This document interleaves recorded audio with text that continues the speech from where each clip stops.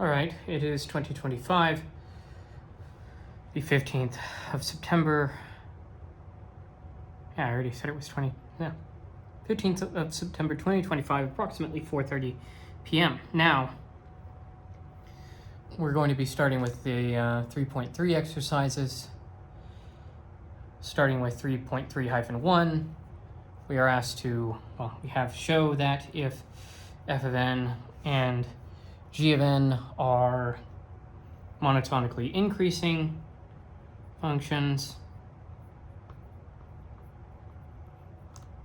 then so are the functions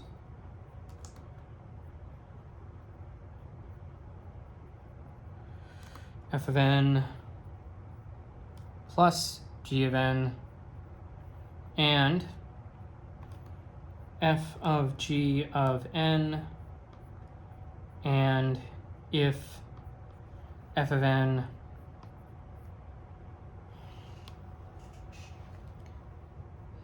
and g of n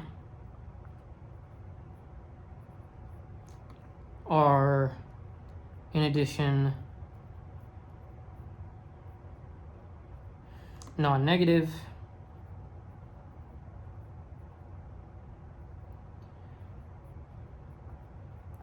then f of n times g of n is monotonically increasing.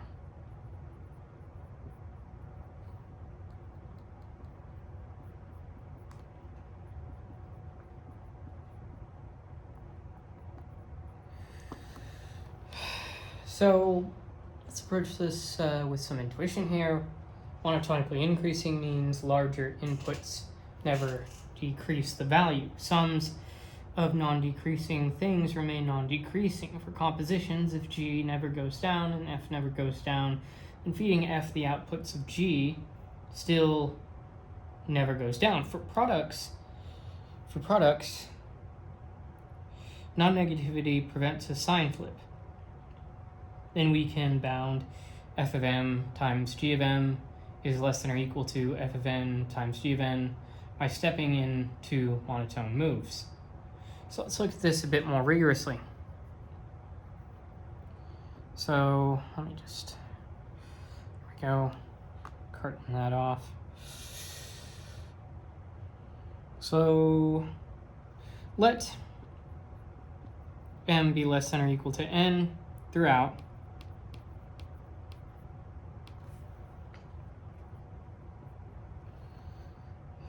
And assume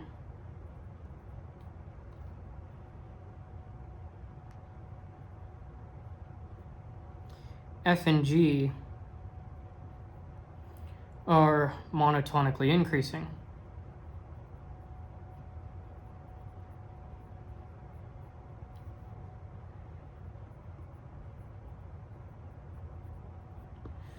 So to start, let's go after this first part, which is the sum. Since f of m is less than or equal to f of n, and g of m is less than or equal to g of n, we can say f of m plus g of m is less than or equal to f of n plus g of n.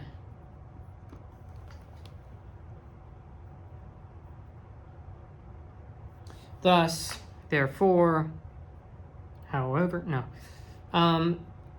n plus g of n is monotonically increasing. Now, there are a lot more rigorous ways to prove it, right? If you were in a real analysis course and you were asked to prove that a certain function is monotonically increasing, you would probably do that via induction. But this works enough for our purposes. So let's move on to composition, shall we?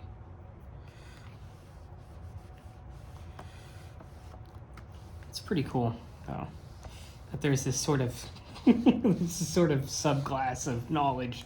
It's just like analysis, and it's all like the same sort of thing, but with different colors in a way. It's, you know, it's like what they say about history. It's like, doesn't repeat itself, but it sure does rhyme. It's like, well, numerical and algorithmic and real and complex to a certain degree all have that sort of, well, all of those analyses. Analyses, those things, fairly well, they have a through line. There's a narrative through line between them, let's say. But anyhow, back to algorithm analysis. Composition. In the case of composition, from m is less than or equal to n and monotonicity of G, we have G of m is less than or equal to G of n. Applying monotonicity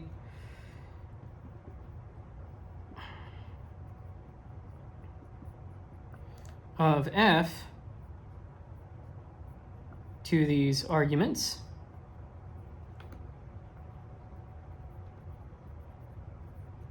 well, that yields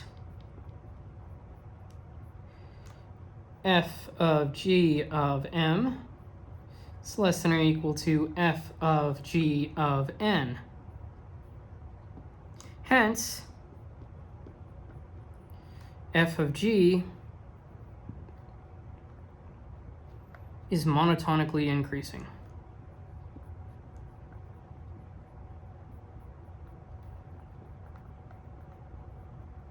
Okay.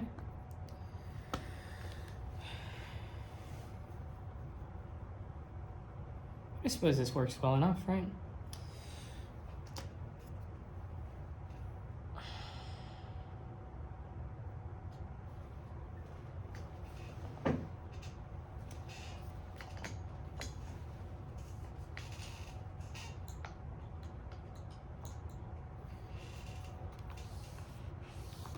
Let's move on to that third part, which assumes non-negative.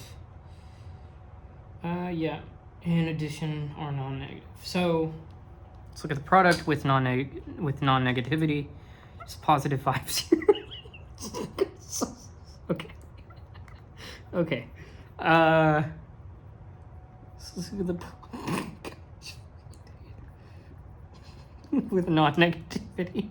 I mean, that's not even true because there's 0. So stupid. Okay. Anyway, assume, in addition,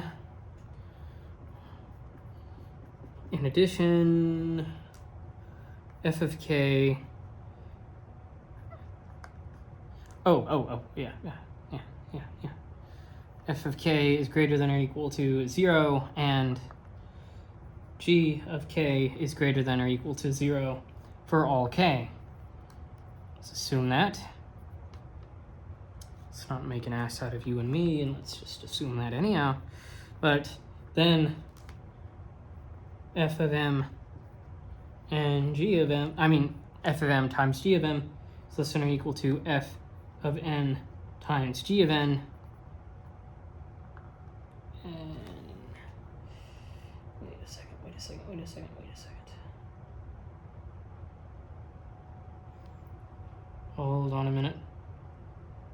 Hold on a minute.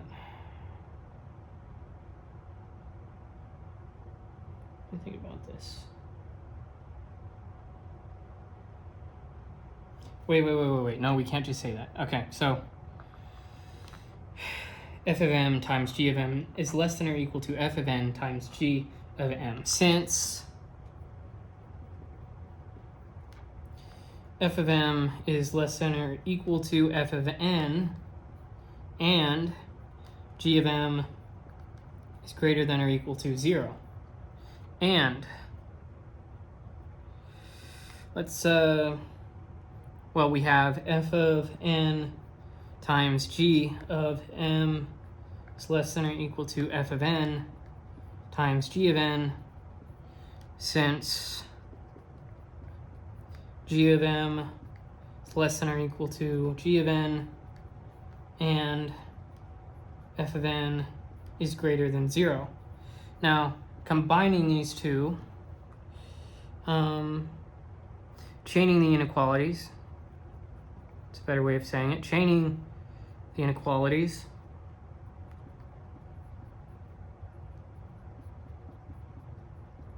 gives f of m times g of m is less than or equal to f of n times g of n. And you could write the entire thing right from this, but I'm going to kind of, well, I'm going to not do that for now. So f of n times g of n is monotonically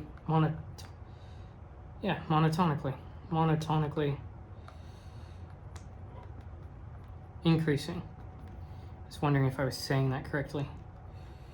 Monotonicity. So all three claims follow, and so that's it for 3.3-1. Now moving on to 3.3-2. After I erase this board real quick.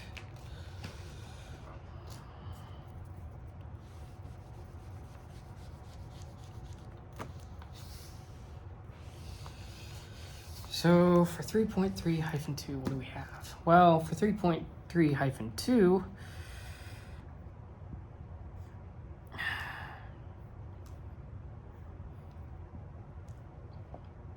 prove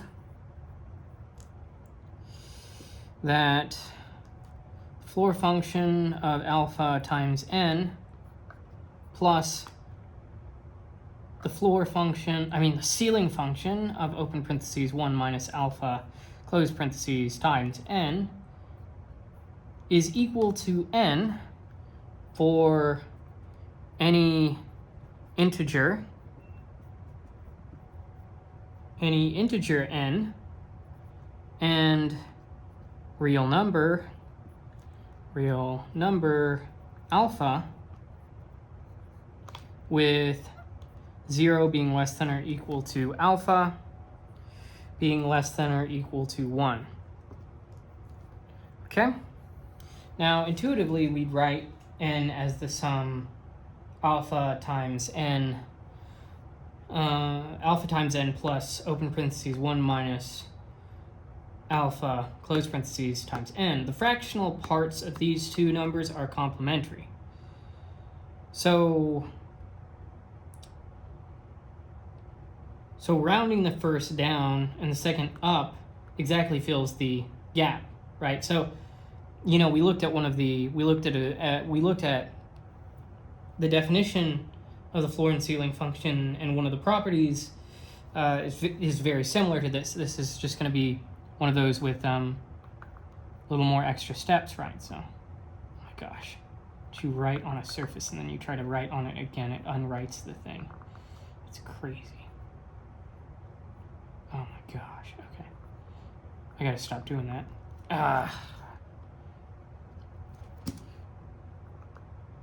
Oh my gosh, is this already out? What in the world? Okay, might have to use a different marker here in a bit. Or maybe now, let's see.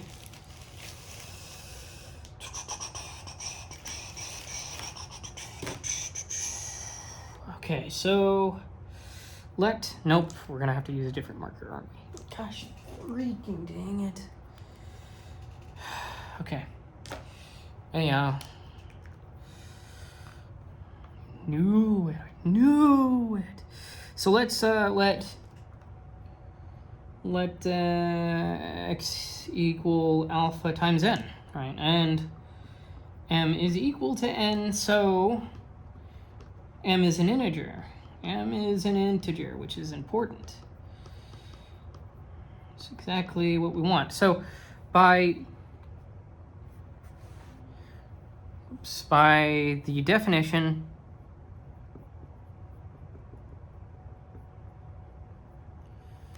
of floor rather floor function, but we'll just say floor for now. No. By definition of floor function, we have that the floor of x is less than or equal to x, which is less than the floor of x plus 1. Now, subtract these inequalities.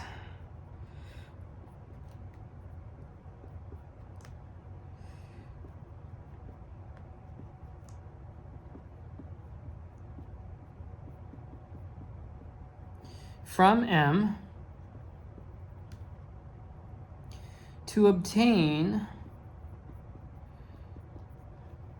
M minus floor function of x minus 1 is less than M minus x, which is less than or equal to M minus the floor function of x.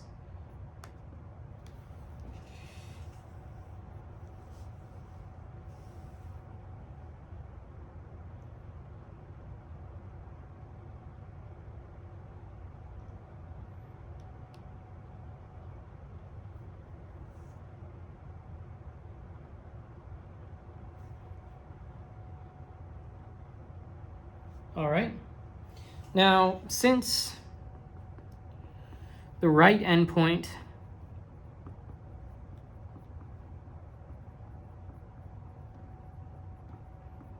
M minus the floor function of x is an integer by definition, right? So it's an integer, and M minus x is at most that integer, but greater than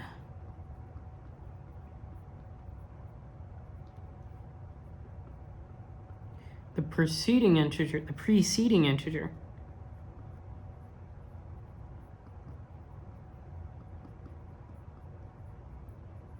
The definition of ceiling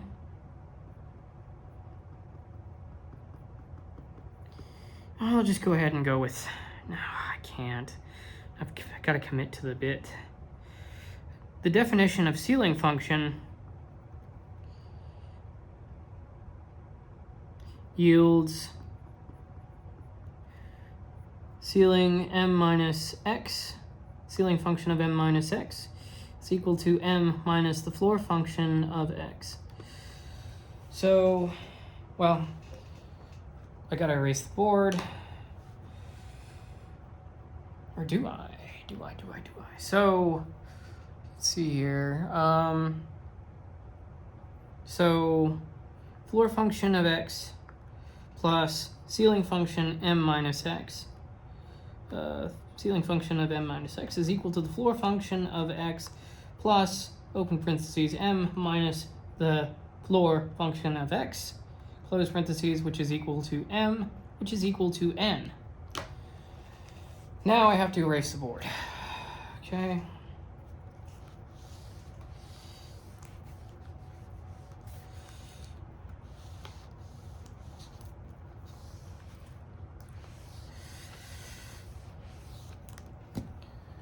Now, substituting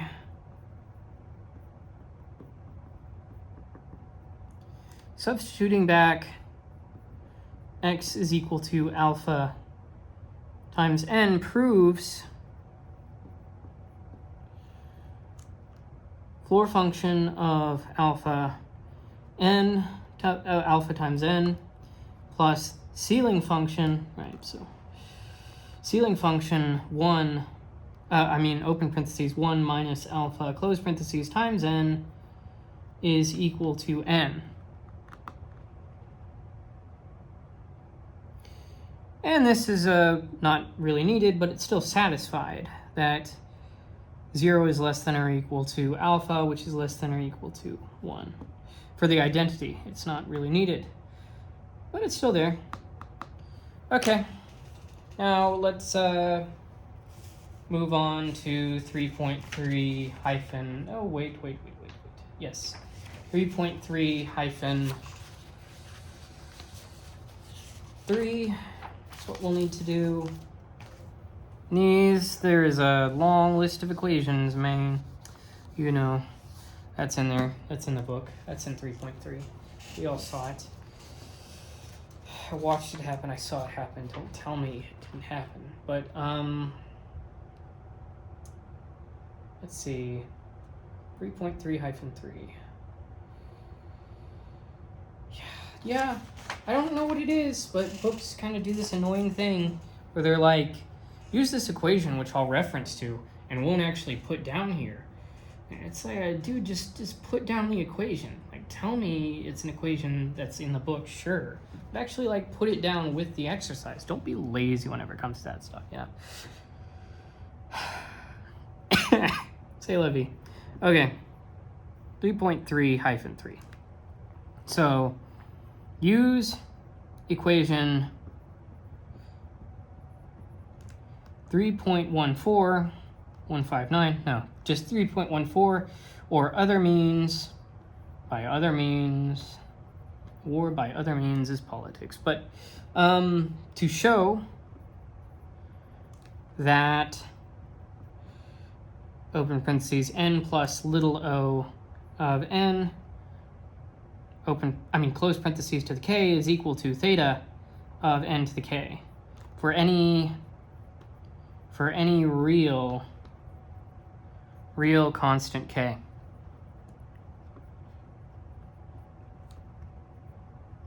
Conclude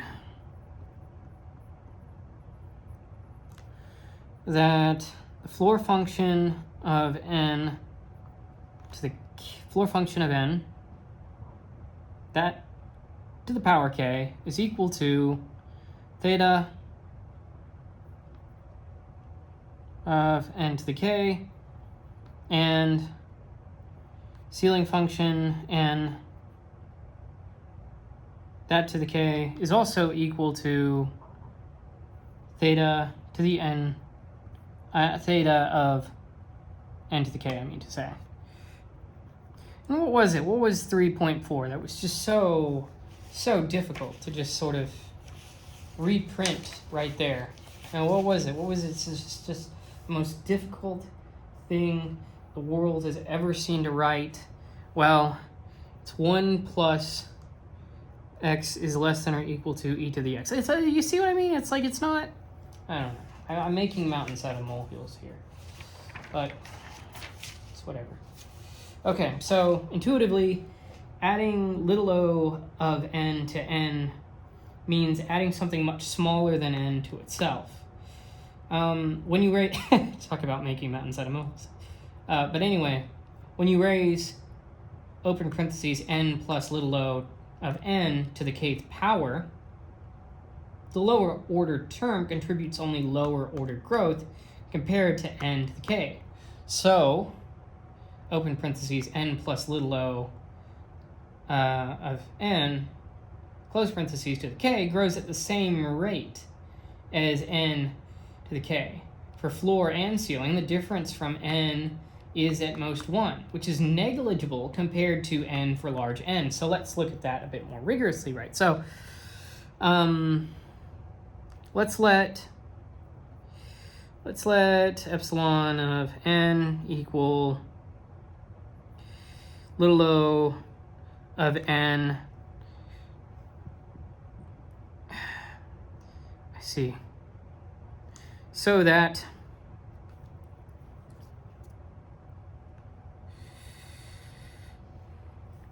I'll rewrite it here in a moment. So let epsilon of n be equal to little o of n, so that so that epsilon of n over n approaches 0 as n approaches infinity. Then, open parentheses, n plus epsilon of n, close parentheses to the k, is equal to n to the k times, open parentheses, 1 plus epsilon of n over n,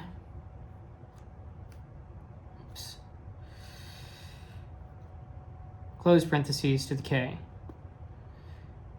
From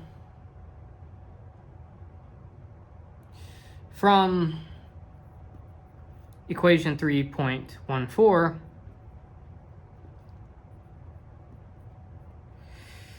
we have, this is equation 3.14, 1 plus x is less than or equal to e to the x. And also, we rearrange that, we get 1 plus x is greater than 0 when x is greater than -1. Now, since epsilon of n over n approaches 0 as n approaches infinity there, the factor